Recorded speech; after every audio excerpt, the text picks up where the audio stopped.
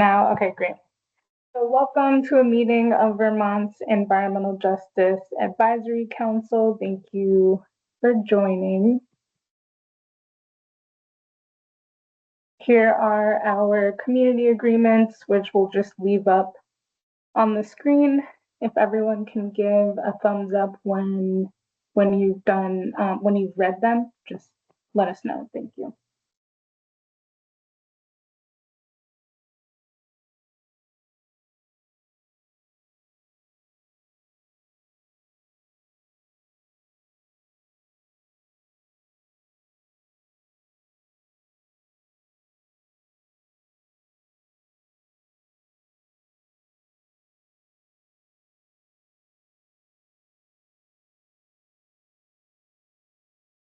All right, everyone good? All right, we can go to the next slide. Okey-dokey. Okay, so here's our agenda for today. And also we have meeting minutes that we need to approve, but we'll need to wait for a quorum to do that. So the plan for today is we want to provide you with a reorientation to the environmental justice complaint as a whole. So we'll be talking about what that is later. And then after that, you all will have an unfacilitated discussion around the EJ complaint. And we have prompts for you to talk that through. We'll break for public comment. And then from there, our legal team will be joining to provide you with another reorientation to this deliverable called cumulative environmental burden rulemaking, which is a mouthful. But we did discuss that at the executive session that we had last year. So it was a lot of information, and today is focused solely on you all as the advisory council. So that's the plan. Does that at least work for you all on the call? No objections? All right. Works for me. Awesome. Okay, you can continue.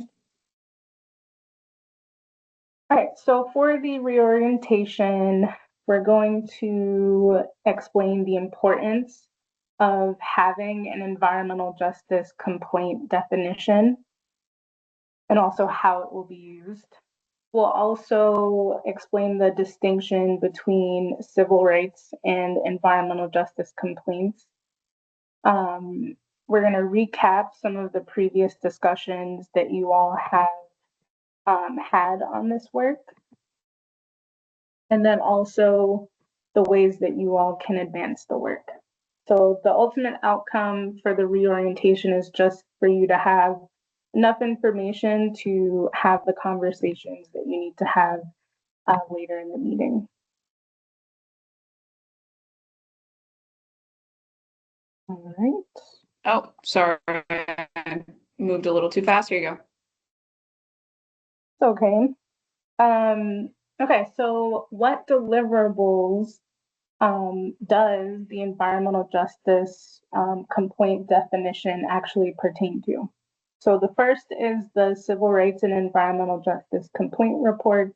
And if you remember, the purpose of those reports are for the covered agencies to provide you with details on any complaints they receive and also share about any actions that they took to resolve them. And then the second is the advisory council. You all can choose to submit recommendations in response to the reports that the IAC members submit.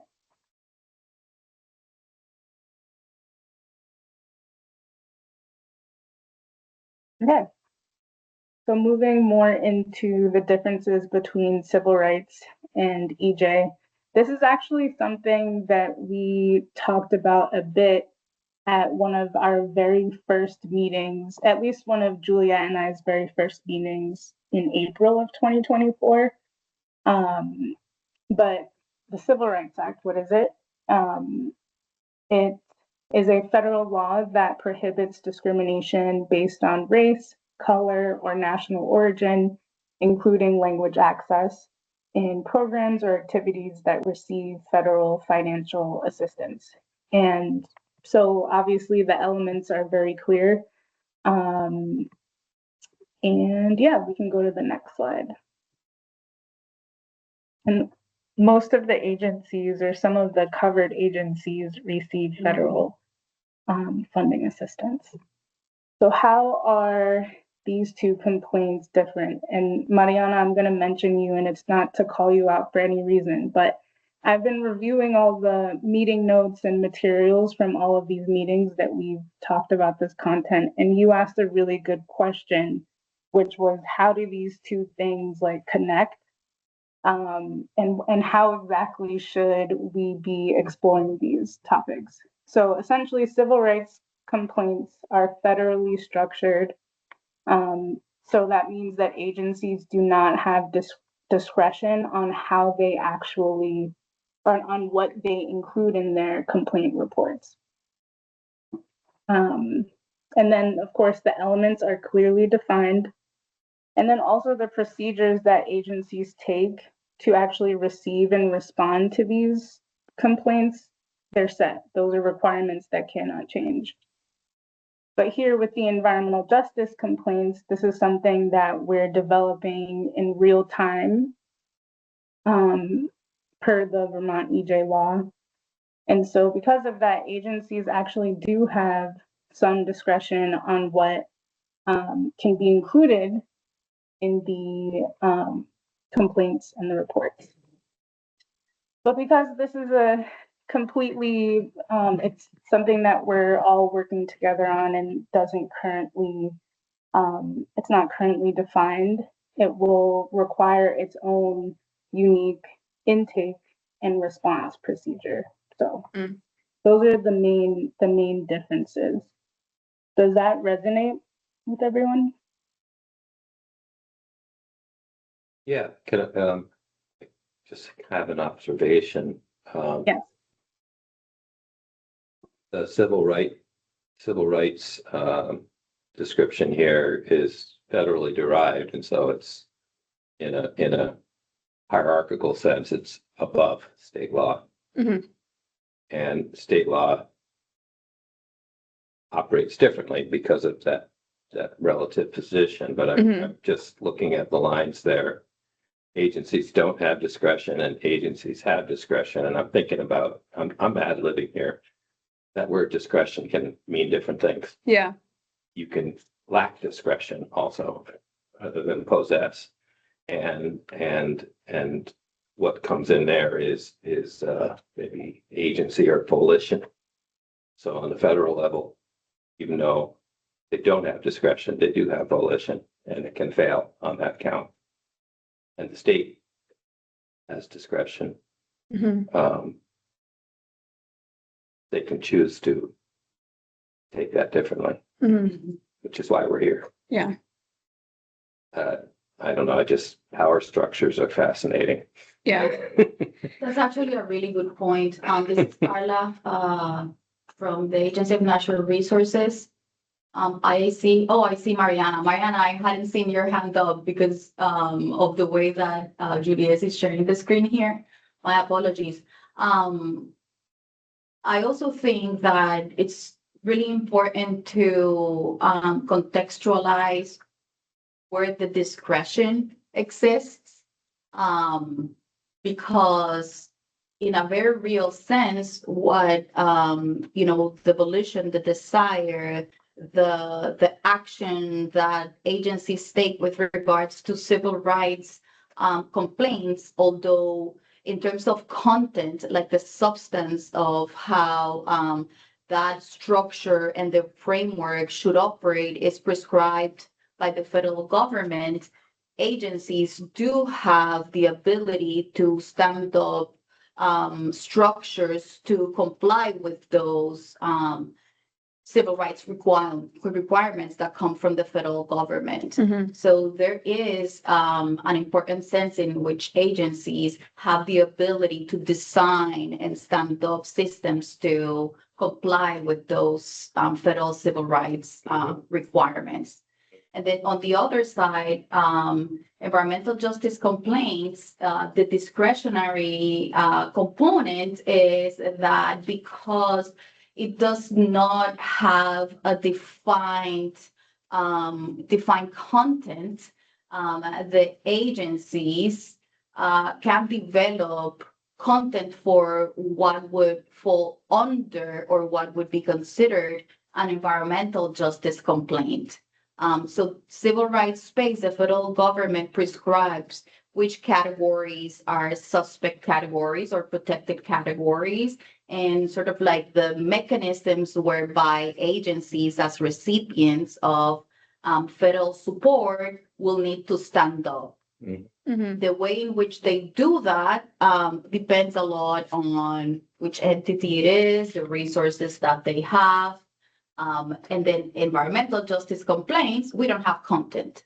Mhm. So this is why we're having this conversation with you all, the advisory council members, is it would be for us very helpful to start understanding from your perspective, what kind of things could be considered an environmental justice complaint, so that then the agencies have the ability to stand up the mechanisms that we will require to intake, manage those complaints, and resolve the complaints. And this is all under the state law, Act 154 of 2022. Mariana, did you want to weigh in?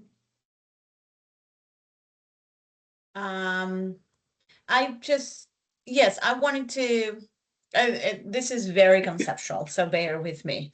I Mhm. appreciate your patience.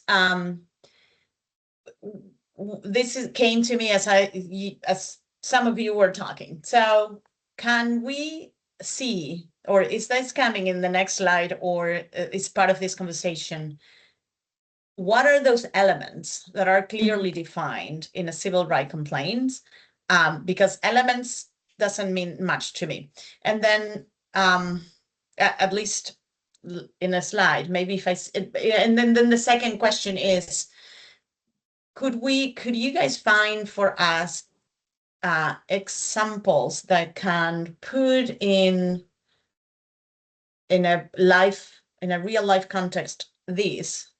So basically, can you share with us a complaint, a civil rights complaint that an agency have received, and there you can show us the structure, the not discretionary items, the elements, how are they clearly defined, and what procedures they were in place to take that complaint, and what was the response from us? Like, can we see a real life example? So, because I'm not sure if I can help in any way to do what we are supposed to do, which is to give you some feedback as of what elements can be included in an environmental justice complaint. If I'm not even sure what we mean by elements, Mhm. I could, from my imagination, I could say, could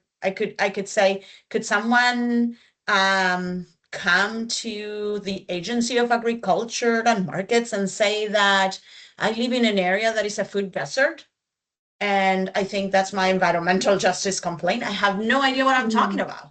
This is coming from my imagination. Is that an element? Is that what's the discretion? How do I put in real life example all these conceptual, intellectual wording? So I'm not sure if I made sense, so I apologize, but that's what I'm trying to understand, figure out at least. Did a lot of, yeah. If I could jump in, Mariana, what you just said made so much sense. And while we don't necessarily, I think, have like an example right now of a complaint that we have managed at A&R, we don't necessarily have an example right off the cuff, but I could describe some things to you if that's helpful. So for example, in Title VI of the Civil Rights Act, it specifically calls out race, color, and national origin, which includes language, what language you speak, as three things that you can't be discriminated against for. So you can't be discriminated against on the basis of your race or your color. You can't be discriminated against on the basis of your national origin, which includes what language you speak, how you dress, if you wear some sort of like cultural garb or cultural insignia. And discrimination under the Civil Rights Act can be either intentional discrimination, like I am specifically making a decision because you are of a certain race and I've decided to exclude you because of that, or it could be just by impact. I've developed some sort of policy that maybe is flawed, and by the way that it comes to fruition, it inadvertently excludes an entire group of people, even though it wasn't like I'm specifically deciding to exclude you on the basis of your race. That's still the thing that ends up happening. One of the examples that I think Rachel Stevens, our attorney, has used in the past is like if you have a waste incineration site that happens to be located in a predominantly Black or predominantly low income area, you may not have decided to put that waste incineration site there because the people there are Black or low income, but the impact is still that those people who are predominantly Black and or low income are the ones who are negatively impacted by the waste incineration, right? And so that's how we know that a civil rights complaint is clearly defined. Is like when it comes to Title VI, we know that if you have been discriminated against on the basis of race, color, or national origin, it's a civil rights complaint. We also have other types of civil rights like disability, age, etc., but that's the focus of Title VI. When you just described race, gender, origin, are those the elements? Yes, those would be the elements.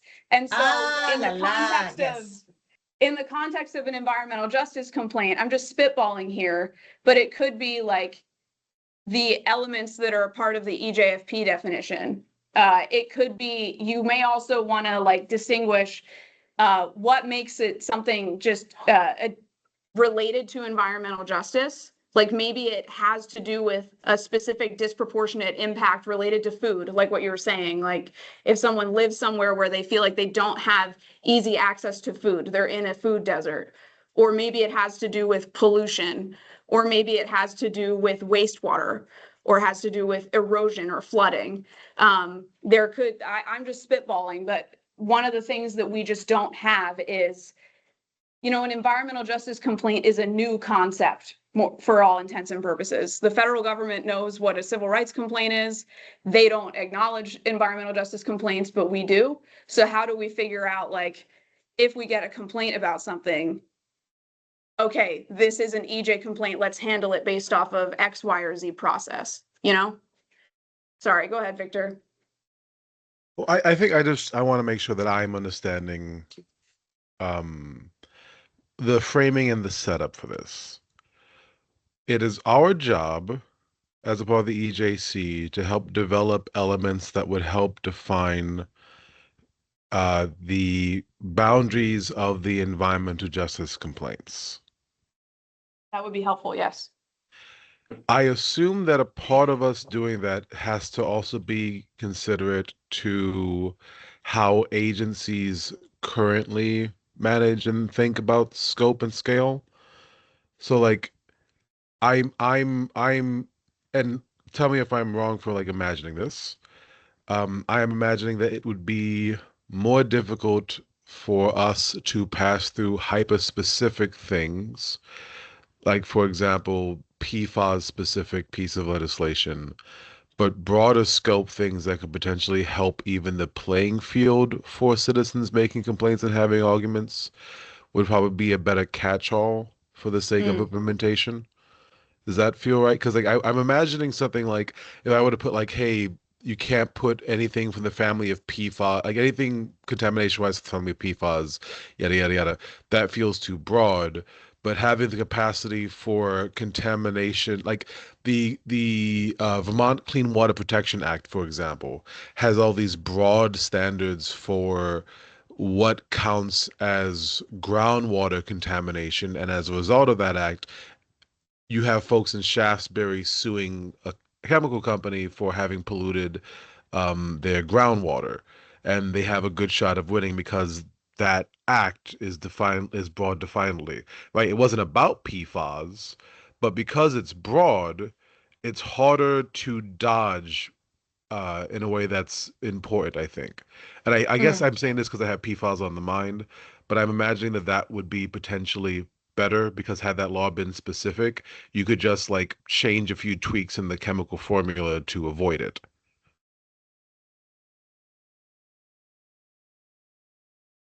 Yeah, Kim, I don't know if your thought was related to Victor or if like Carla wants to speak to what Victor just shared. Yeah, I can wait. And I'll just generally say like that there are other slides to support this conversation. I love that the discussion is already happening.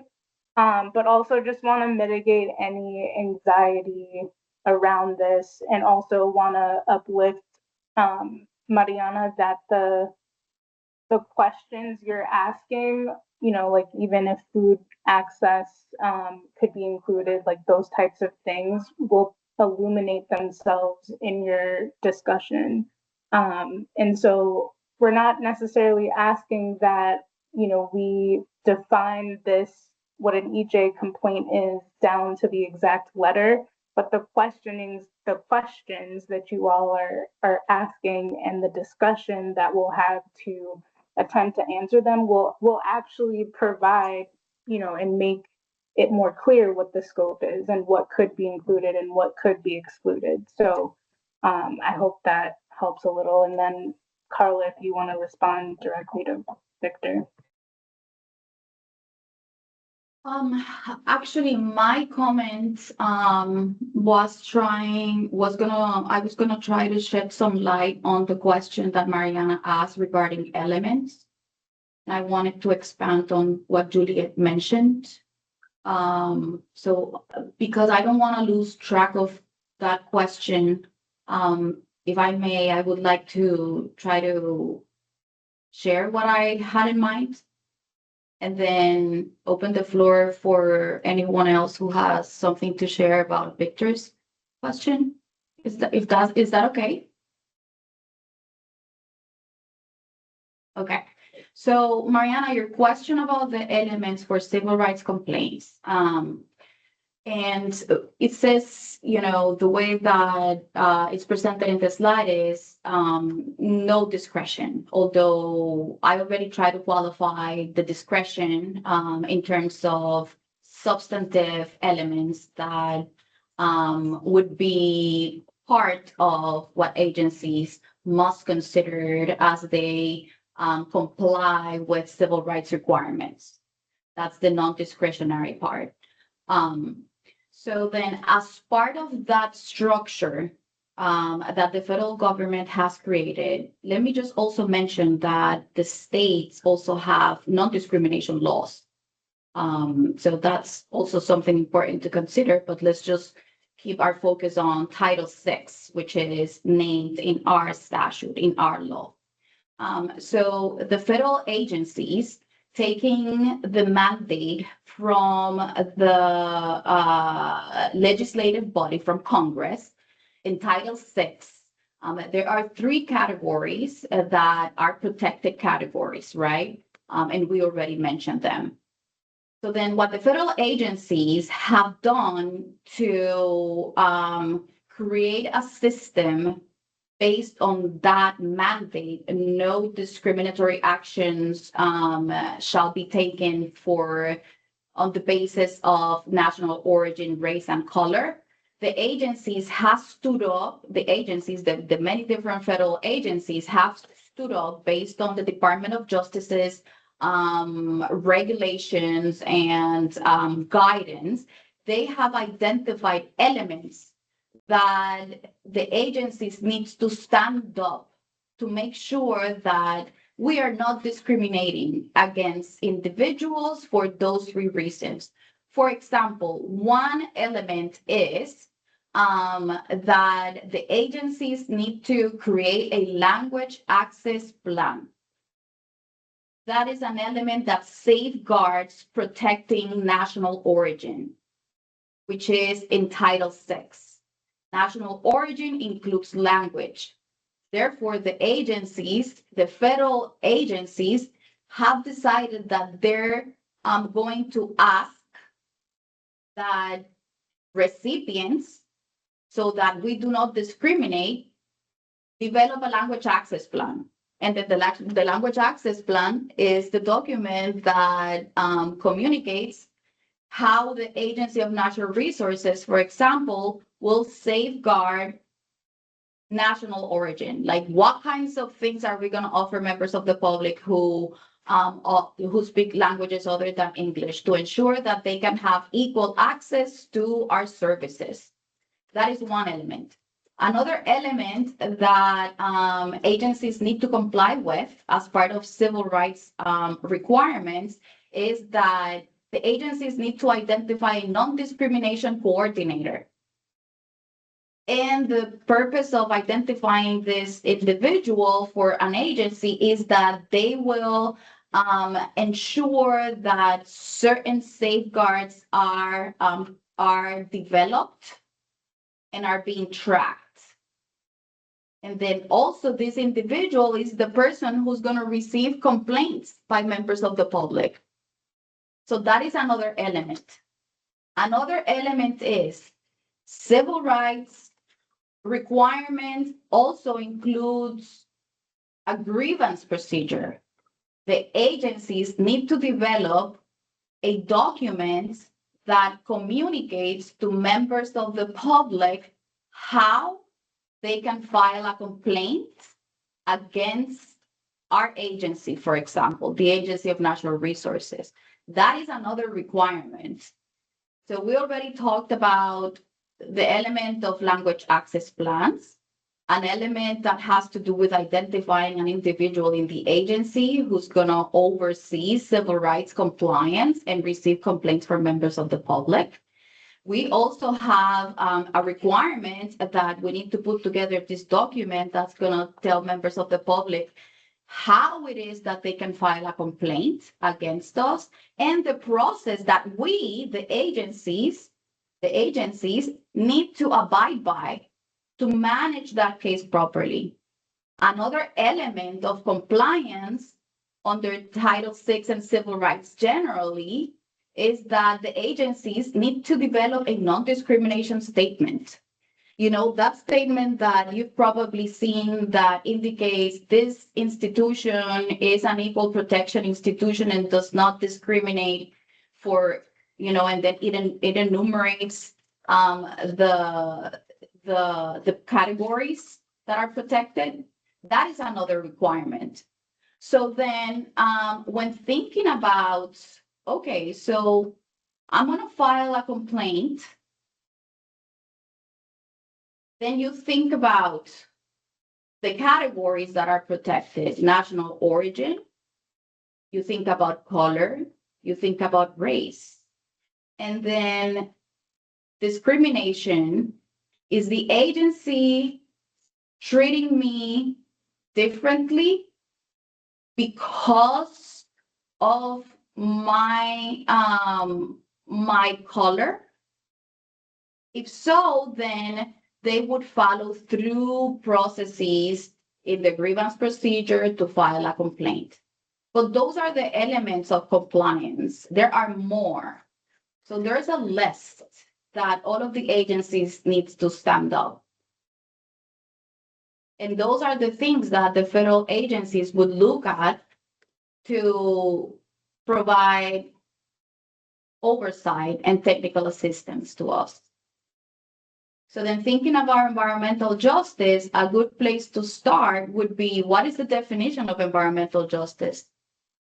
You know, so what would make a particular matter fall under environmental justice? And then how does that pertain to agencies' actions? So for example, it could be that the actions that will be subjected to review are actions that create disparate impacts on certain members of the public. Disparate environmental impacts. Why disparate? Because that is what environmental justice is concerned with. So then you start thinking about what elements should agencies safeguard under that framework of what falls under environmental justice.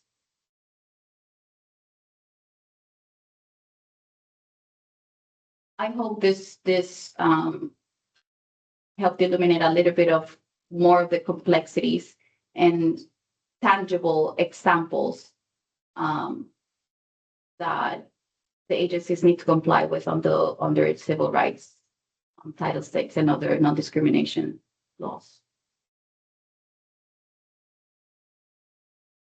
Thank you for that, Carla. I also want to mention that some of those questions that Carla mentioned, so starting from this place of what is environmental justice and using that to figure out what some of these elements could look like, those are discussions that actually happened last in 2024, which I recognize was a while ago.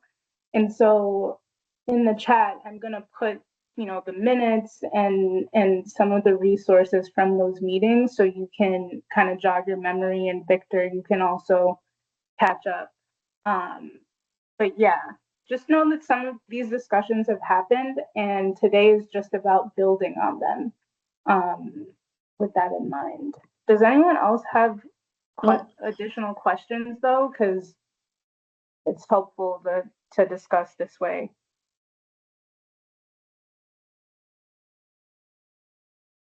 Yep, go ahead, Mariana.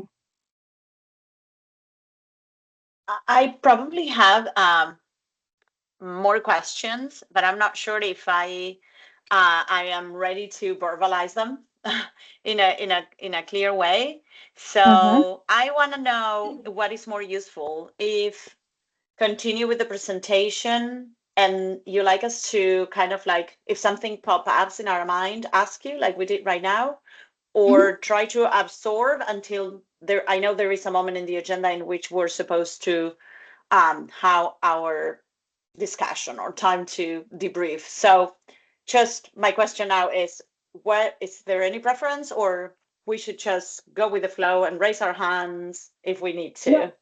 Yeah, I think raising your hands is great, and I just wanted to let you know that some of that is coming, so you're not worried about why all the information isn't being given to you at this exact moment. And what I'm also going to do is put in the chat the 2024 resources. And so, if you want to, you can open these up. You don't have to, but just wanted to make sure you have it there. So the first resource is the meeting minutes from that meeting that we had where CBI, the Consensus Building Institute, came and facilitated. That's where we had some of these really robust discussions, and those discussions led to the advisory council's development of your response to the interagency committee. So I'm mentioning that because that might jog your memory. I think we went over the differences between the EJ and civil rights complaints, so we can move on from there. Thank you. So what will actually result from having this clear environmental justice complaint definition? How does this support the work? So essentially, part of what will happen is the environmental justice portion of these, summary reports, the agencies will be able to actually advance those sections, because right now they're able to provide you reports that go over any civil rights complaints that come up. And without having this, definition, the agencies are able to contribute the information they have. But moving forward, once we have this definition, that'll support, them providing you like a complete report as opposed to only a portion of their report, if that makes sense. It'll also advance the interagency committee's environmental justice complaint intake system development process. That's also really wordy to say, but essentially based on the advisory council's guidance and consultation to have this, intake system that works really well for the public. The interagency committee really liked that idea and just recognized that, like we said earlier, EJ complaints, their intake system processes will have to look differently because the requirements and criteria is different. So the interagency committee put together a work plan that they shared with you earlier this year. And so having this definition will certainly support the development of that intake system. And then, since this is new, any procedures that the covered agencies may need to amend or stand up to execute this intake system, they'll be able to move those things forward or figure them out once they have that definition.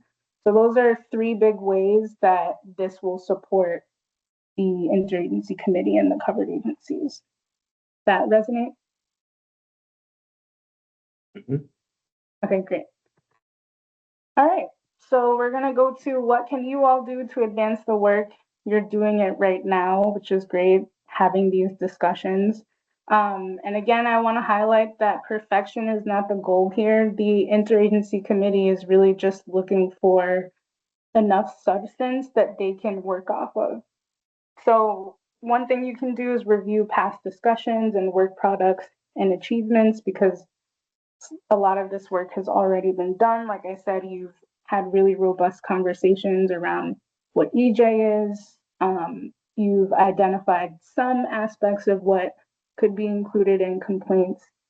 And so additionally, the two bullets here, the elements to include and then elements to exclude was inspired by you, Rich, because I remember as we were having this discussion in, I forget which year now, you had said, hey, sometimes it's easier to figure out how to actually define something by figuring out what to exclude, like figuring out what it is not, like what the thing isn't. And so that really resonated with me, and I think, and we're offering it to you as a suggestion for how to cut right to the chase there. So what elements do you feel like should be included, to your question, Mariana? And a part of that is really just trying to understand what environmental justice issues we feel like need to be resolved or improved for folks in Vermont. And then, of course, figuring out what to exclude from that. And then, if at all possible, identifying any challenges or opportunities that you'd want to recommend to the interagency committee when utilizing this definition. And that might sound really technical in nature, but if you have thoughts, the interagency committee is very open to hearing about it. Any questions about this slide? All right, the last slide. Oh, Rich has a question. This is Rich. Go ahead. Hey. No, I know we're working through a screen. Yeah. We can't all see each other. No. I just want to thank you, Kim, for keeping that up in the air. That aspect of this, as we work out definitions, and I guess I want to affirm that as we formulate things and forward them to the interagency committee, that we leave room for that and don't come up codify, come up with a set of black and white Mm, definitions and say, we're done, move on. Yes. Recognize that this is a work in progress, that it's a learning journey, and that we can't think of everything right now for any number of reasons. Mhm. We don't know, we don't have time, we don't have funding, other priorities, urgencies, so that this can evolve. Because I do have concerns, Mhm. and we may not get to all of them, but let's not just check the box and move on. So just let the interagency committee know that Hmm. we're not done. We're never done. yeah. I am raising my hand. I don't know if it can be seen by folks on the other side. But I do appreciate that, Rich, a lot, and that actually offers an approach to coming up with content for this portion of our work in implementing the EJ law. And the approach may be that this is grounded in the statutory mandates, right? Because for agencies to be able to implement the deliverables, we've identified a myriad of resources and capacity constraints.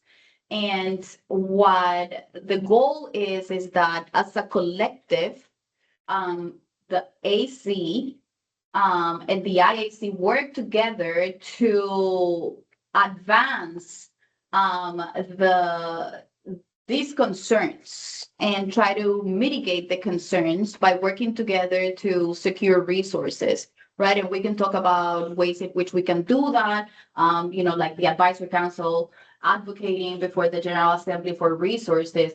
And this is all to say that what Rich mentioned may have sparked perhaps the consideration of taking what's in statute. For example, the definition of environmental justice, the policy mandate, and the deliverables as the basis for developing an environmental justice complaint framework. So in other words, the complaint gets grounded, like the basis for the complaint, like in Title VI, it's national origin, color, race, and equivalent for the EJ complaint framework could be actions that disparately impact certain geographies, certain communities, right? And those are elements that are part of our EJ law that agencies are already tasked with accomplishing. And so by folding into the environmental justice complaint framework, the elements that agencies are building, we will be collectively advancing and reinforcing deliverables by working on them and connecting them to each other through a complaint EJ system or framework. Yeah. We are going to be joined later today by two attorneys who are going to talk to us about rulemaking as well. So I am just flagging for time purposes. I think it's important for us to close this conversation out. Kim? Yep, that's what I was gonna say. Thank you, Carla, for that. Before we move on, just to make this feel more tangible. So the exclusions that you come up with or brainstorm will help you or help us develop maybe the scope, perhaps, or the boundaries. Like, what are the boundaries of this definition? Figuring out elements to include, like, is it food access? Is it PFAS? What does that look like? Once you start generating ideas, you can see if you can pull key terms or themes or, what does that look like? And then you can start developing additional language from there. So it can happen organically.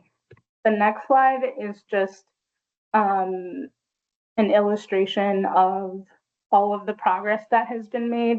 We don't really need to go into it. I'm going to put in the chat all of the links, though, to some of the materials that were developed. And so in real time, though, 2026, the Interagency Committee, they submitted their reports to you all last month. And so part of what needs to happen next is you all decide if you'd like to respond and provide a response by May, I think it's May 15. And then also if there are, again, elements of this complaint that you want to deliberate on. So what I found is that you all, discuss and the information flows from there. And so I feel like we should pass the mic to you all and we should step back. Our unit should step back. It's 11 o'clock and the legal team will be on, I believe, at 11:30. And so I'd love to give you all 30 minutes, the space to do that. Feel free to ask questions and also just trust yourselves to move the conversation where it needs to go.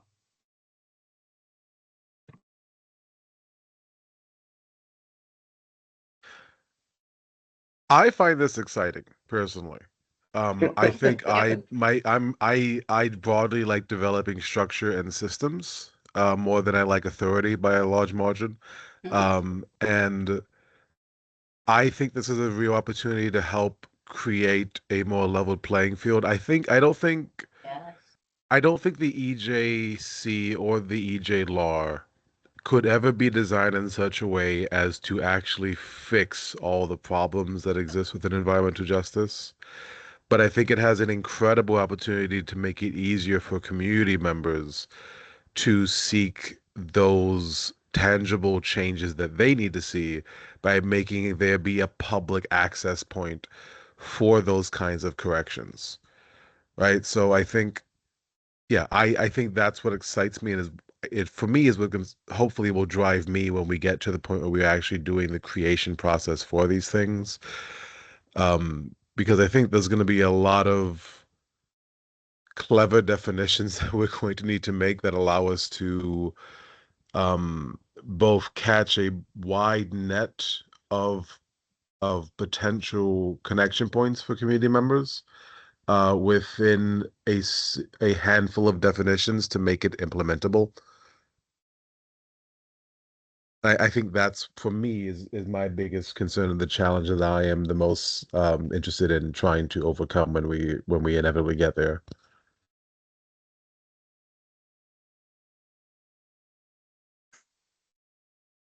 This is Rich. Thank you, Victor. I think that's an very important aspect, especially at this point, that we enable the ability to do those kinds of things, those collection points. Open that up. Otherwise, if there's no space to do that, nothing's going to happen, or less will happen. Yeah. So thank you. Just remark that I think we already moved into this open discussion a while ago, so we're kind of on track. Anyway. Oh yeah, definitely. Yeah. I just wanted to reflect a little bit about something Carla was saying, referring back to the Civil Rights Act and that title, which names those three categories: race, color, national origin. But we all know that it includes a lot more. And similarly, with our environmental justice complaint, we may come up with a set of definitions that provide a framework, and that will grow over time as we recognize that there's some gaps that need to be filled. So I just want to embrace the fact that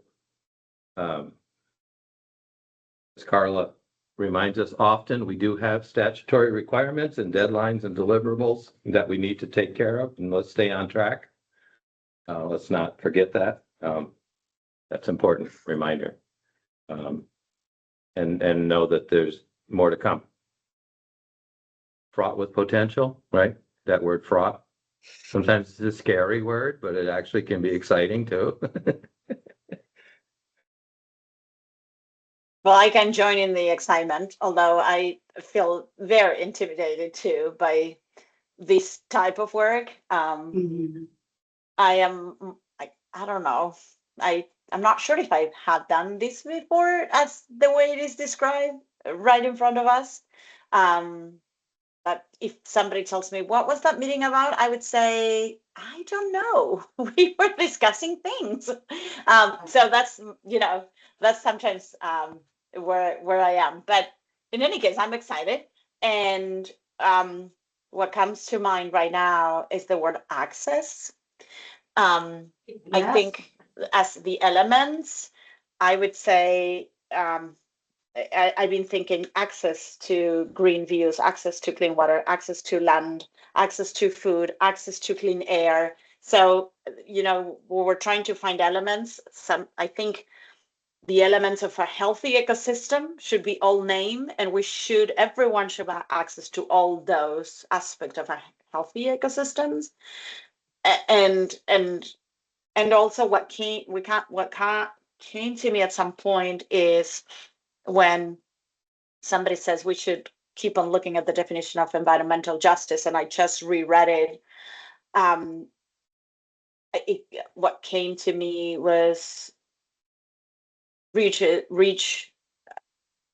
first comments when we started as of how this definition talks about environmental justice but doesn't talk about the environment, and it's mostly about the people in the environment. So I resonated strongly with that, Reach, and I did not forget one day that you said that, and I wonder when is the time to, or if there's ever an opportunity to revise this definition, and how to do so, and what elements should be included in this definition that are not included. And also, if we're gonna talk about justice, as much as I understand that historically there are certain groups that have been discriminated against, and as a result, they bear most of the environmental burdens right now. I think there should be a review of, or there should be also a place where we clearly state that we're working for justice and access for everyone, and not just, and I'm not saying that that's what it says in the definition, but I'm saying that we should state that everyone should have access. And I would just be concerned that in an effort, so what I'm going to say comes from me recently learning about a documentary that is going out about how young men in Vermont are being very vulnerable right now, and falling into the trap of depression and anxiety and a lot of mental diseases because they feel disconnected from the society. And most young men in Vermont do not feel that they have communities and that they have spaces where they belong. And I didn't see the documentary, but in conversations with people that saw it, apparently there is a link to how the society has been repeating to young men that they are partly to blame to some of the discrimination against women. And I am perhaps simplifying this, but what I'm trying to see is here a comparison in between these two different things. I just want to make sure that we don't create more separation and discrimination to everybody that is not is explicitly listed in the environmental justice definition. So that I hope that did not sounded too rumble and or confused. It could be confused, and that's okay. But yeah, I'm just trying to make sure that in the future we don't make the same, or that we don't repeat somehow just to, you know, to intentionally protect a group, we are damaging other groups. So I think justice should be for all. And I do clearly recognize the historical context that it is in place here. So I am not blind to that. So yes, a lot of things. I'm sorry.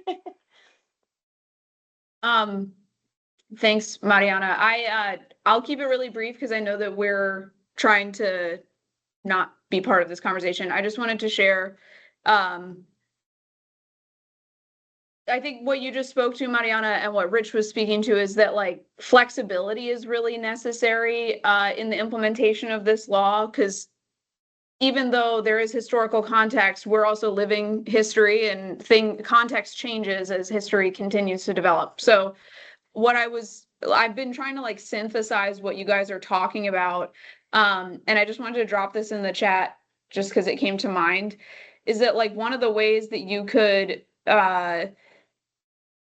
potentially define like an environmental justice complaint is if someone has experienced lack of fair access to environmental benefits or disproportionate exposure to environmental burdens on the basis of being an EJFP.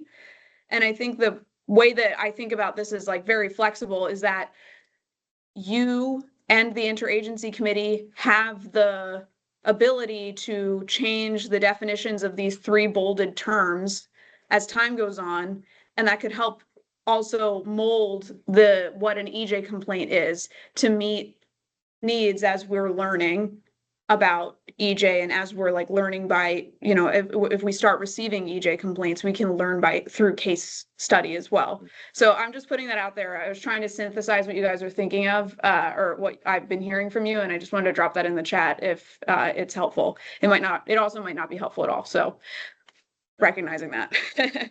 Good. We should acknowledge Brittany's on the call. Hey, Brittany, glad you're here. Just to catch you up, we did like a short presentation on EJ complaints, and now we're just in an open discussion about things that, you know, might be included, but also just whatever comes. So feel free to jump in with any thoughts that you have at all. Thanks. Yeah, I'm still getting myself settled, just coming off of a meeting. So happy to be here, and I'll chime in soon. Sounds good.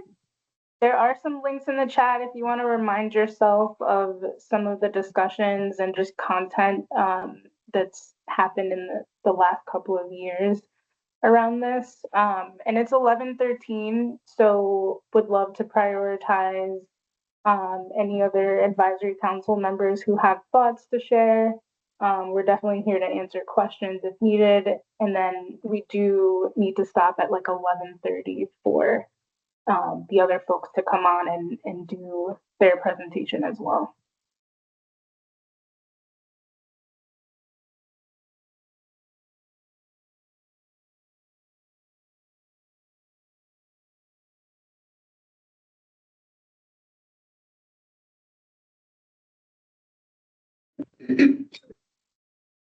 Hi. So Brittany, hello, hi, welcome. The topic of conversation, I think, it's something that you would be like super interested in.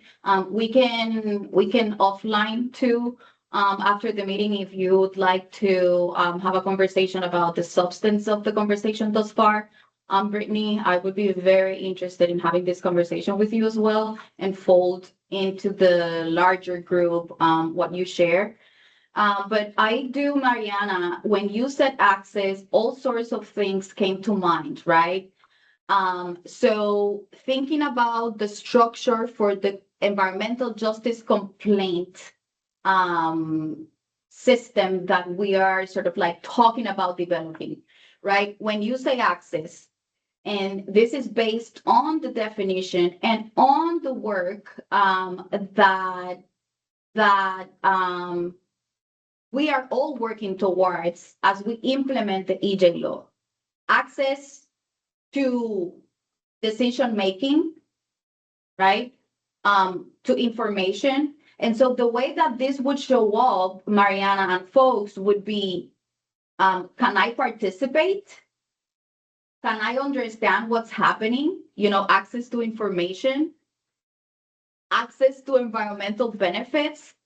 Do I have access to clean air, to clean water, to parks, access to services and programs, grants, infrastructure, protections, access to language and communication, right? Like we were talking about the language access that's required under federal law.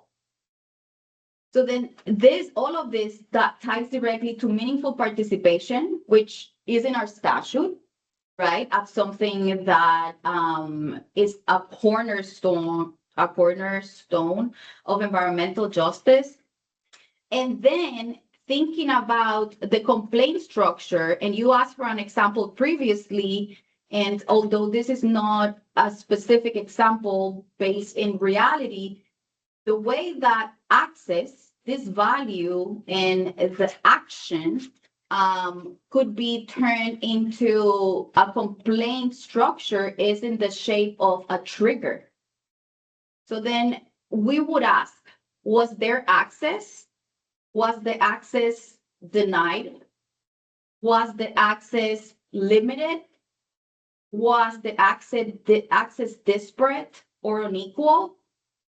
And then as we look at the actions of the agencies, which is really what this would be looking at, right? Then in terms of access, we would ask the question, has access been equally afforded to protected category?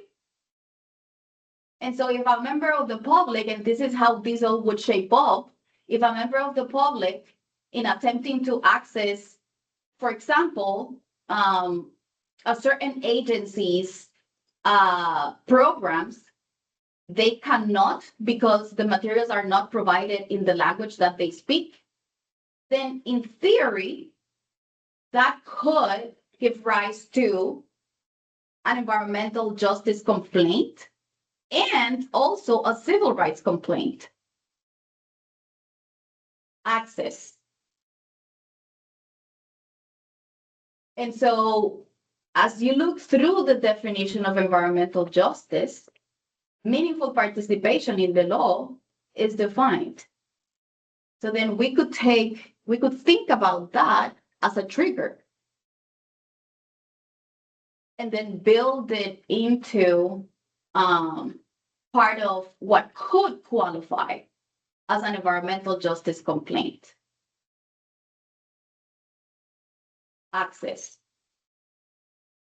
in its many different forms.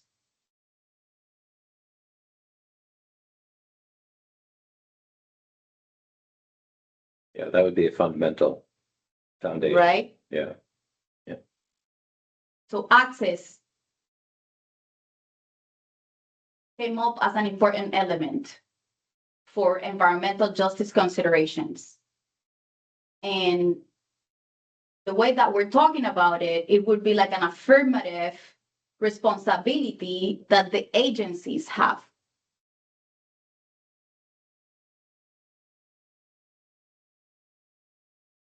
And if it's not provided, then it could subject the agencies or the entities that are not providing that access based on the structure that we're talking about here, open to a complaint, for example. And then we can talk about the overlap between civil rights and EJ complaints, and then which would trump And that's more of a legal question, but this is the exercise. So thank you very much, Mariana.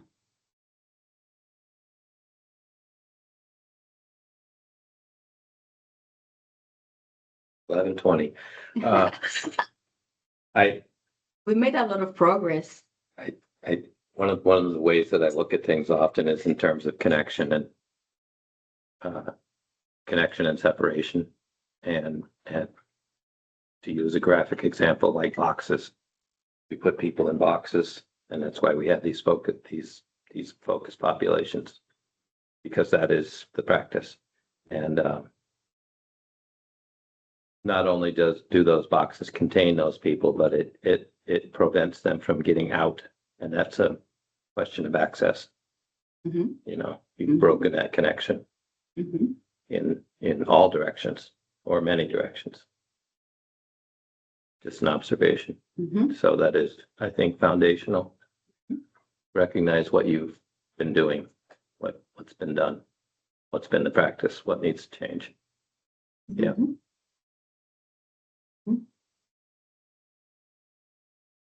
And all Yeah, of that is built, and all of that is built on, I'm sorry. All that's built on cultural understandings or ontologies, to use a big word, but you know, the water you're swimming in. I don't like salt water. I like fresh water. I can't live here. But it's water. It matters.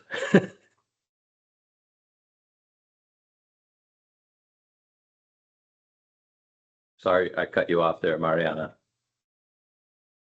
No, I was just going to say that I was just agreeing with you. I had thought of that so many times.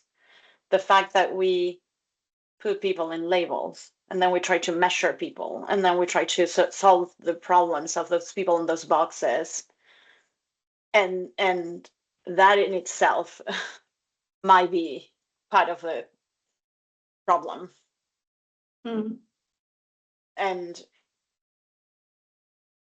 yeah, just I don't understand why we need to label people and measure them, measure us. Why do I have to be whatever label they are creating for me? So Mhm. it's very foundational. And yeah, I was just going to say that I agree with what you were. I think this is what you were saying, and it is related to. I don't even know what it is related to, but yeah, Yep. something a lot bigger than this. Ontology, probably culture and human existence. I don't know. We try to measure to come up with solutions, and we think that the data will bring solutions, and that's very interesting in itself. I also hate labels and boxes, but I also there's I think an unfortunate truth to the fact that people do that regardless of whether or not it makes sense to do that. And then the instant you have people out there who are labeling people, if you don't label yourself, they'll do it for you. So I think unfortunately a part of this is almost like a defensive response to that. Like Yeah. when Oh, yeah. you define the label first, and now you are in charge of that label. And I agree that I would rather there be no labels. Mhm. Yep. I'm wondering, in terms of, this is just a thought, when it comes to trying to avoid putting labels and measurements on people based off of things they can't control, maybe when it comes to an EJ complaint and what defines an EJ complaint, focusing less on the type of person making the complaint and more on the experience of the person making the complaint could be beneficial. So like going back to what I dropped in the chat, maybe it's eliminating those couple of words on the basis of being an EJFP. Maybe the complaint is just about the experience, lack of fair access to benefits or disproportionate exposure to burdens, regardless of who you are or where you are in the state. That's a good direction. Yeah, I think. And that would make it more expensive than, for example, Title VI.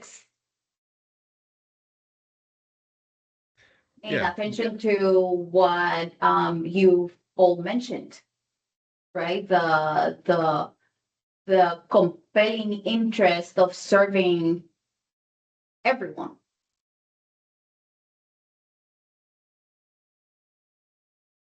And that's where it diverges from something like civil rights, maybe Mhm. a bit.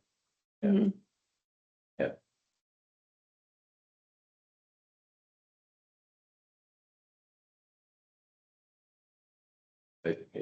Completely recognizing, as you know, Victor and Mariana have pointed out, that there are boxes, they do exist. Right. Uh, and just recognizing that is a step in the right direction.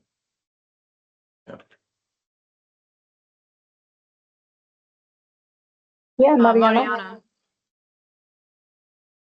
Yeah, I also think we should expand this somehow at some point. And again, I wish this is the right thing to say at this point. I don't know, so I'm throwing it at you.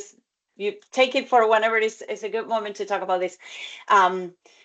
This makes me think that equal participation and access. So there should be more people having this discussion with us right here, right now, and we have tried to reach out, right, to people based on some categories that are defined by the statute, a representative of this, a representative of that.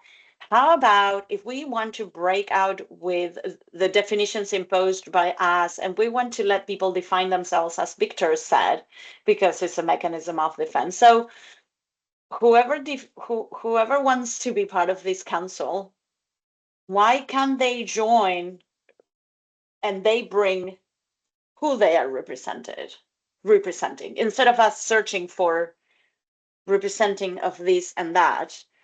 We call out, are you interested in environmental justice? We don't care who you are. You tell us who you are, and you represent those like you.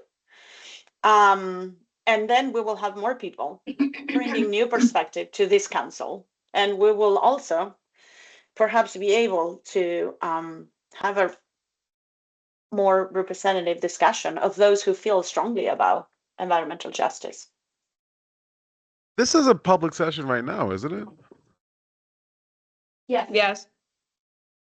It does feel like I entirely feel what you're saying, and I think in an ideal circumstance, this space would be that space for people to have a voice to raise themselves. So I think some of our job and this is up for future interpretation at some point, right? Like everything we're going to do will be at some point up for redefinition potentially, and the most we can do right now with everything we are given and everyone we were given to do a good but imperfect job, I think creates a kind of marketing campaign to the general public. Like if we can succeed, then people tend to want to flock around a good idea. And if people are seeing the tangible results but have critiques, it means that they have an excuse to be here right now. I think it's a little harder for people to show up to something that hasn't fully developed yet, and it takes a kind of pioneering mindset to be in that kind of place potentially, or just in my case being a busybody. So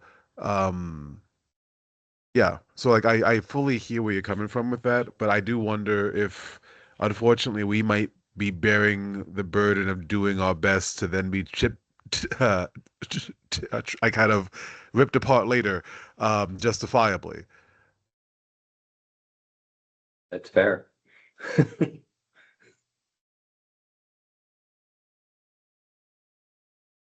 Thanks for that. Brittany, go ahead. Thanks. So what Victor said had me thinking, and I'm wondering if it's possible for us to hold like a special meeting that would be an opportunity for members of the general public to come and share their concerns. I think for me, when I think of meeting spaces like this, I feel limited and I feel like I would question how sincere it is to hear my viewpoints. And there's like this time limit that's given in these public spaces, right? Where it's like 1 to 2 minutes. And wondering if we can maybe like provide more of an opportunity, like for us as a council. I'm hearing, everyone, it seems, is finding it important to hear and have more voices and more representation. I think maybe we need to take a moment to think about what that would look like for us and how we could put that into practice as a council, and how we can be really intentional around that. Thank you. Great. I think I saw you raise your hand, Rich. Yeah, I'm looking at the time. I know your legal folks are coming on in a minute. Here's a crazy question. There is this environmental justice process which we're participating in today. I am aware on some level that there is a thing called the Environmental Justice Coalition in this state, and there seems to be absolutely no intersection between these groups. They are having a summit in the beginning of June. It was going to be in May. They're moving it into June. And I'm wondering if anyone from this group is going to present there so that we know we're doing the same kind of work in very different ways. This is the one that Catagun from 350 Vermont is a part of? I could probably speak to it. It's the Environmental Justice Network that is hosting an environmental justice summit that'll happen in Montpelier in June. I believe it's June 13th, 12th and the 13th. 12 and Yeah. 13, yeah. Yeah.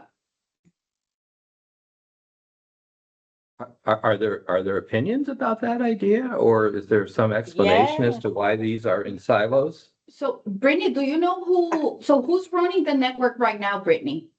Destiny Pierce Destiny. is running it now. Oh, Yes. fabulous. Okay. Yeah, Destiny Okay. Pierce. Okay. Yes. So I reached out Oh. to Destiny. I will reach out to her again. And Yeah, Carla, and- I believe I was supposed to reach out to her too, and I'll send an email with the two of you. And There you go. Perfect. Yes. And And so- I am so- presenting, Rich, but I am presenting and I've been thinking, geez, I need to tell the council that I am presenting, and I keep on forgetting. And I said I keep on thinking of telling everyone why we're not more connected. I am presenting on some of the work that we do with Hunger Free Vermont around the food security networks and how this is a space for everybody to participate in creating a food secure future for Vermonters. And I was also going to mention the work that I do in this committee and this council, I'm sorry. And if there's enough time and possibilities, maybe we should have a conversation as of how we as a council want or should present something there too. Agreed. And full disclosure, I'm going to be there too. I'm on a panel presenting for Indigenous perspectives on Friday. So maybe we could talk about this on next month's agenda for this group. Yeah, next month's agenda would be the May, joint meeting, right? That's the May. if we could at least touch on it, Yeah. That would be fantastic. because That's the okay. summit is in June.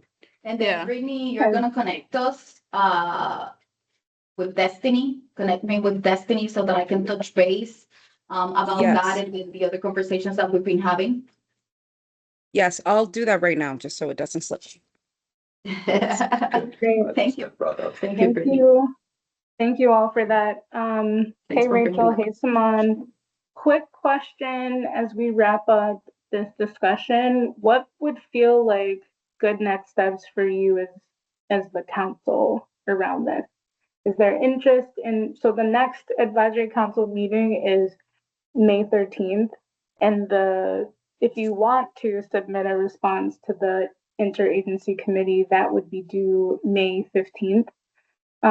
It feels like there was a lot discussed here and a lot of like forward movement, and perhaps another time just to connect around this could be helpful. In the past, we've had office hours to do that, and also folks have just met independently as well. So I just wanted to see if anyone has thoughts on what would feel good so that you don't lose momentum here. I also just want to add, we do have a full agenda for the May 13th meeting in terms of the substantive content. So that's not necessarily on the table to continue this conversation, but an office hour might be a good way to develop the response. Just putting that out there. Sorry. Boundaries, people. Yeah. Well, less about boundaries and more about just forewarning. We can Okay. facilitate, whatever it is that you as a council prefer. Office hours, it may be a good idea. We can create a forum where we center this conversation and continue developing ideas the way that we've done, which I find very helpful. I think this meeting has been very productive. Me too. Okay, so we'll just follow up about that in the email, and then we'll pass it over to Rachel and Simone. Great. Did folks need a break or did you guys already have your break? You know what? I think we have not had a break, so maybe would it work for you Just two? noting a transition might be a quick 5 if folks need a quick 5. Yeah, let's come back at 11:40 if that works for you too. Hey, Jennifer. Bye, Jennifer. Hi, everyone. Go ahead. We're moving into the cumulative burden rulemaking portion of the meeting. Just an FYI. Great.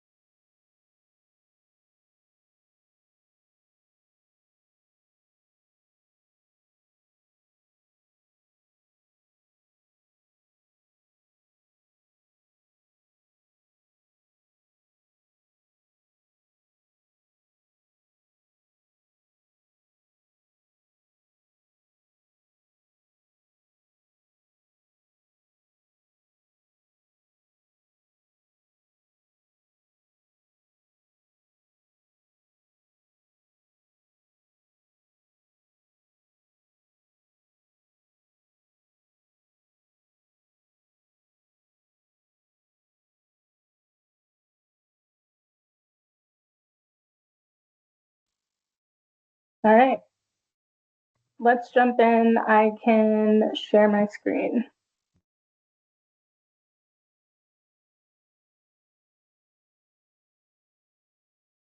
Okay, great. Well, while Kim's doing that, I'll introduce myself and then Simone can introduce herself. So I know we've met several times. I'm Rachel Stevens. I'm an attorney at Agency of Natural Resources, supporting the environmental justice work at the agency.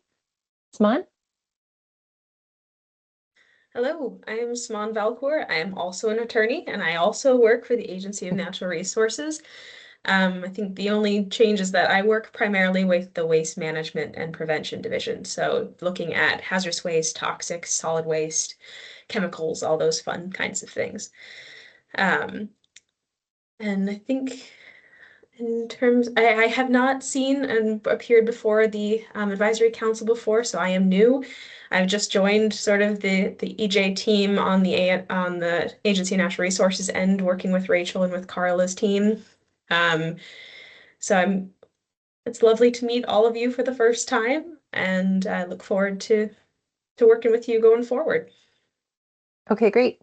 Thank you, Simone. And Simone is here because Simone is helping the agency work on the cumulative environmental burden rulemaking, which we're going to talk about today. So this is our agenda. When I say overview, I'm going to kind of remind you about an overview that I did in November. And then we're going to talk about a little bit about the process. So what are the phases of developing a rule? What's the current status? What are the next steps? And what should you expect in terms of advisory council role in the process? So that's kind of what we're going to hope to cover today. And I think the goal would be for you to have a good sense of where you can plug in and provide input. Next slide.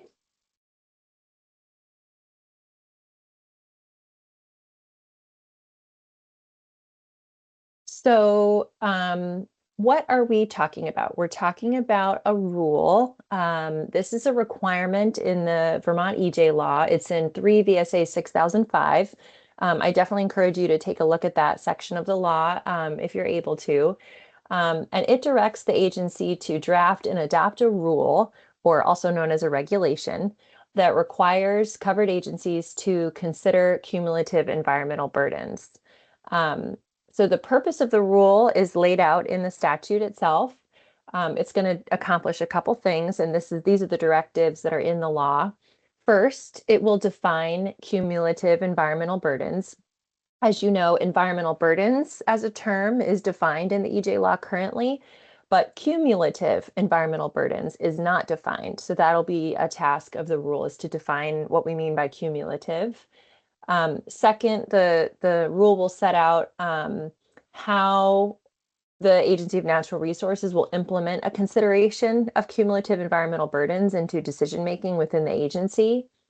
It will also inform the public and covered agencies on a process for implementing the consideration of cumulative environmental burdens, and discuss how the mapping tool that's under development can be used in a process like that. So those are kind of the objectives or the purpose of the rule. And again, that's laid out in the law. So I just wanted to remind folks, and especially if you weren't on the call in November, we did a deep dive introduction to the rulemaking requirements at the November 17th, 2025 meeting. This was a joint meeting of the Interagency Committee and the AC. This link, and we'll share a link with you, has a recording and kind of a transcript of the meeting. I definitely recommend that you take a look at that, just because we did a deeper dive in, what are other states doing? What does cumulative mean in other contexts? So just wanted to encourage you to take a look at that. Today, again, we're going to focus on process, but we did do an introduction on some of the substantive topics if you're interested. Next slide. So this is a lot of words on the screen, but this is to kind of give you a snapshot of the different phases of the process. So I'm going to kind of walk you through it, starting on the left. I don't know if it's left for you. I guess it's left. The column that says research. So this is the first phase. And this is where we've been kind of introducing the requirements to agency leadership. We've been introducing the requirement to the interagency committee and the council. As I mentioned at the November meeting, we had a deeper dive. We are doing extensive research about these types of rules in other states because there are many. So there's many examples in other states like New Jersey, Massachusetts, Minnesota. So we're doing a deep dive in some what we call comparative research to see what other states are doing and to pull out some examples that might be relevant or useful as options to consider in Vermont. We're also developing what we're calling scoping questions. These are questions to help facilitate decision-making around the rule. So what are the decisions that we need to make in order to develop the contents of the rule? So that's what we're calling scoping questions. So then in the green column, this is what we call the pre-rulemaking phase or the drafting phase. So here we've been talking internally at ANR about the scoping questions. As I mentioned, we've been continuing to research and think about options for a rule. We've been doing internal ANR outreach within the agency and the many departments and divisions and programs. As Saman referenced, she works for the Waste Division, I work in the Air Division, and each of these programs has different and valuable perspectives about how this rule might work. So we've been doing internal engagement. One of the next steps we'll talk about today is what we're calling a scoping meeting. So this will be a much deeper dive meeting with the IAC and the AC to talk about options for the rule and actually start to look at some content. And then there's an outreach plan development part of this phase where we begin to think about how to engage the public when we get to the formal rulemaking process. The next phase is to actually draft the rule. So what are the options for the text of the regulation itself? And to begin the filing forms. So there's a lot of administrative requirements that go into making a rule. As you can imagine, regulations have the force of law. And so there's a very extensive administrative process in order to get a rule formally adopted in Vermont. So we'll begin to do the paperwork for that. We'll finalize the outreach plan for public engagement.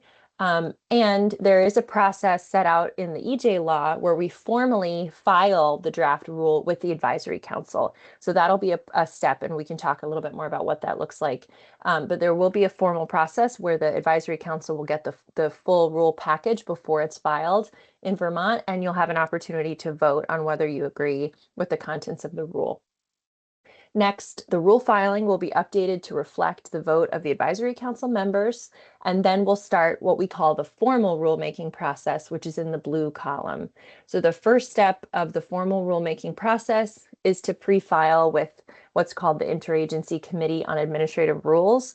And I'll just flag, we did do a deeper dive on some of these committees in the November meeting, and you can find more information online as well. But this is a meeting of many different state agency representatives across Vermont, and they look at the rule proposal. They're focused specifically on making sure there is sufficient public engagement opportunities in the rulemaking process. So they expect us to develop a plan and to discuss the plan at the meeting. So that'll be the first step, is to have that meeting. If the rule is voted out and it's approved, we then move to the second phase, which is to file the proposal with the Secretary of State's office. This is the initiation of the public part of the process. So this is when the public comment period begins. And this is when we would be doing extensive outreach in Vermont about the rule. We would host public meetings, public hearings. We can do information sessions. So phase 2 is a robust public engagement process to get input from the public and to provide information to Vermont about the rule. Phase 3 is at the close of the public comment period. We'll move into the agency reviewing all comments and drafting responses. So the law in Vermont requires ANR to actually respond to all written comments in a summary that's provided with the final filing. So that will take place. And then we will file the proposal with what's called the Legislative Committee on Administrative Rules. And as it sounds, this is a body of legislators that actually review all proposed rules from any agency before they are finalized. The purpose of this meeting is to ensure that the proposed rule is consistent with the laws authorizing the agency to adopt rules. So the focus is really on whether or not the rule is within the authority of the agency and is consistent with the law kind of requiring implementation of a rule. This process, LCAR, this legislative committee, they have 45 days to review and provide comment and input on a rule, and then the rule can be formally adopted. That's the final phase. As you can see, there is an adoption date in the law. It's July 1st, 2027. So that would be the date with which we would need to conclude this blue portion of the process. The next step after we adopt the rule is 1 year later. You can see kind of at the end in white here at the bottom. 1 year later, covered agencies need to amend or amend any policies, procedures, or rules to be consistent with our rule. So as you may know, like our agency cannot bind other agencies in our rule, but the other covered agencies would have to adopt kind of complementary plans or procedures or rules to conform. Now, I know I've covered a lot. The idea here is to just give you a snapshot of what the whole process looks like, so you can start to think about this. And we're going to do a deeper dive right now into some of these components and how specifically the AC will fit into these different phases. Okay, next slide.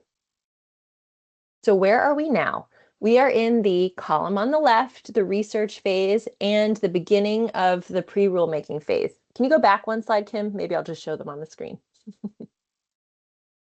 So we've basically completed this research here on the left, and we're moving into phase 1 in the green area. So we're talking about research. We've been engaging in internal engagement, and we're starting to plan for the scoping meetings with your council and develop the outreach plan. Okay, next slide. One of the best, most important things that we've been doing is doing comparative state research, where we're looking at other state rules. We are not the first state to have a requirement like this, and we think it's really helpful to take a look at what other states are doing. We can learn from other states, see what's working, what's not working, and get some examples that you can consider. Like, what do we like about this rule? What do we like about this rule? So this has been a big focus of the research that Saman and I have been working on. We've also developed the scoping questions that are going to be guiding discussions to help facilitate your engagement and internal engagement on the rules. As we mentioned, we've already done introductory meetings with the bodies about the rule, and we've done introductory meetings with ANR internal leadership on the topic. Next slide. So what's going to happen next? So the next step is that we're going to be scheduling scoping meetings with the IAC and the AC.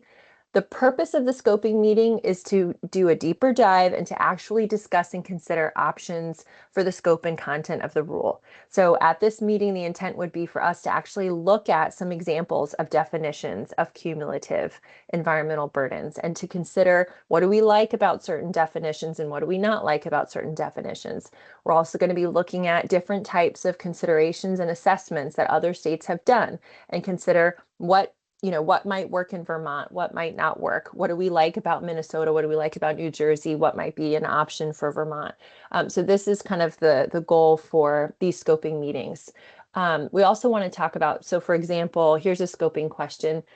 Which decisions does the rule apply to? So we'll have to think about what is the scope of the rule, and are these permitting decisions or are these other types of decisions that the agency makes? And so this will all be part of a scoping meeting where you can help shape the scope and content of the rule at the early stage.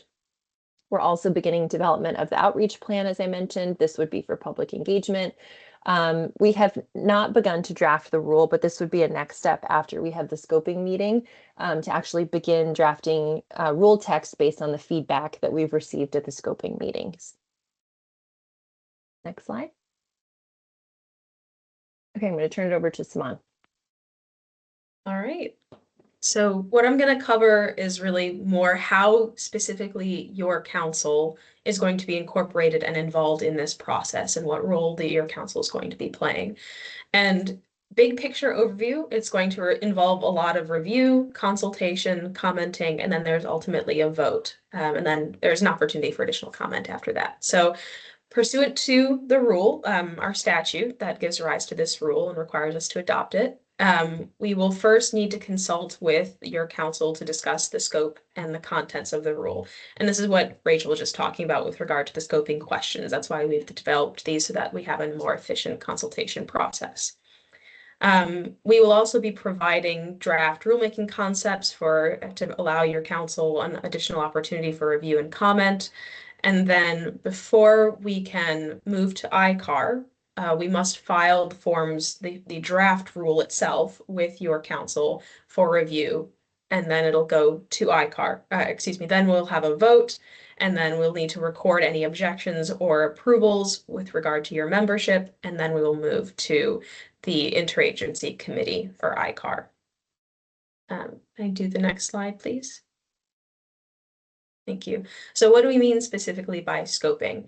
So scoping itself is really with regard to how do we implement this rule. So we're looking at what decisions we're going to need to require, what's the process for the rule, what needs to be analyzed, what are the bounds, and what is the framework for this rule. So that's what we're talking about when we refer to scoping.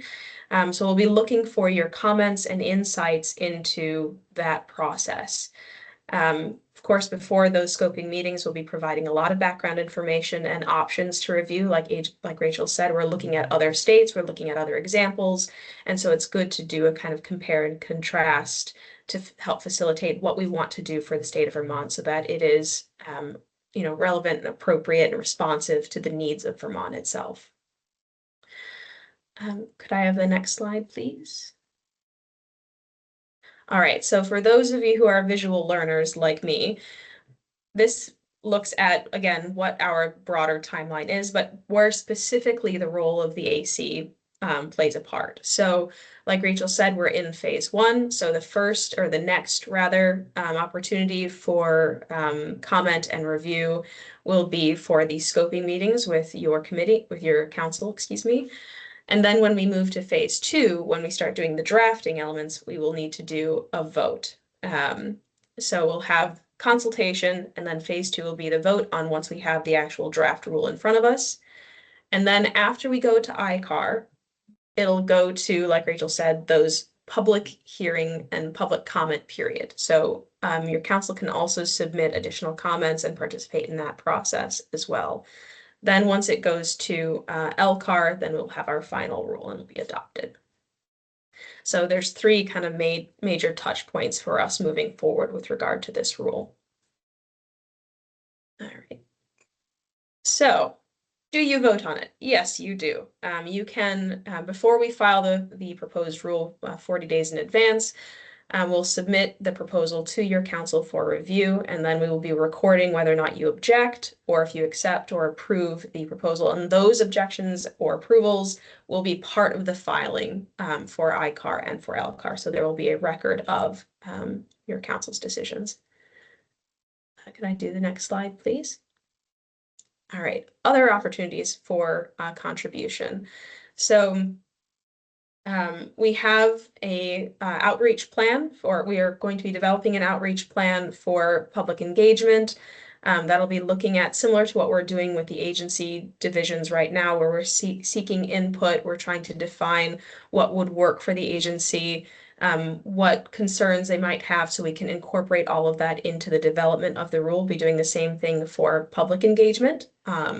So this would be a good avenue for you to provide additional comments and suggestions for the outreach plan itself. The next place would be for, again, like we did on that, actually, can I move to the prior slide? Or one more, thank you. So public comment. So this would be after the ICAR meeting. We're in this blue formal rulemaking section. So in phase 2, once we have the proposed rule filed with the Secretary of State, then there'll be a public comment period. And like Rachel said, we will need to respond to all those comments. So AC has opportunity there as well to submit additional comments. All right, thank you. One more, please. Thank you. And then I think for next steps, I'm right at noon, so I was trying to speed through that, so I didn't go over time. But I think next steps I'm going to pass back to Kim because it was with regard to scheduling the next meeting and scoping meetings. Yeah, we're right at 12. Thank you for that. So those things, logistical things, we can touch base via email. I'm wondering if any advisory council members have questions that you'd like to put in the chat or send to our team, and we can give those questions over to Rachel and Saman, just because we don't have time to get into them today. Does that work? Okay. Okay. That sounds good. Thank you both for joining, and thank you, of course, to you advisory council members. We appreciate you, and we're very grateful for the discussion today. Thanks, All right. everyone. Have a wonderful day. Take We will need care. everyone. Thank you so Bye. much. Bye-bye.